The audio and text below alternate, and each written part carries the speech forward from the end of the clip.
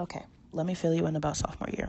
I got tickets out the wazoo. I got CSVs. I made deals with people that did not come through, and I don't know why I didn't see it coming, and ended the year with a study abroad trip being taken away from me for fear that I might be a disturbance to the peace. And I just couldn't help but laugh because I was supposed to be a leader when I went over there.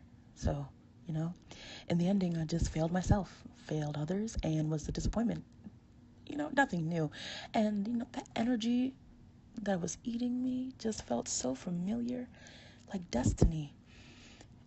Anyways, let's move on to junior year. Honestly, it was as if junior year was the independent clause after the semicolon.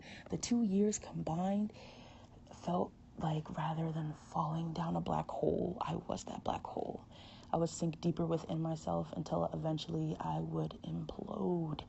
Then I tried to pump myself up with a recovery plan, maybe tell myself I was beautiful and capable, but I couldn't, and it would not sustain.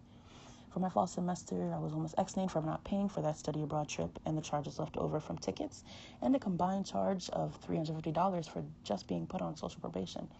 Then I received another boot due to lack of communication. But in order for that to be what the issue really was, that would require the other party to admit to said miscommunication. So anyway, the last thing, that I wanted to do was be threatened to be kicked out of the school because it was getting tiring. I was tired, still am tired of looking over my shoulder, looking in the camera and thinking that somebody was going to tell me that I was sick and that was security to be inside. Everything is black and white in the system. However, if you paint every color in the system, it's not really black and white anymore. And at times it felt like policies kept gaining different meanings and required a different course of action every day with a different person. And one of the most annoying things was hearing stories of my peers who had more tickets, more boots, did more things that could really get them expelled from the school, and were caught but were still able to achieve their best life on this campus and off this campus. The worst part was just knowing that my faculty members were talking about me in meetings, but not to me. Not to me. And when they did, like I said, nothing. Wind.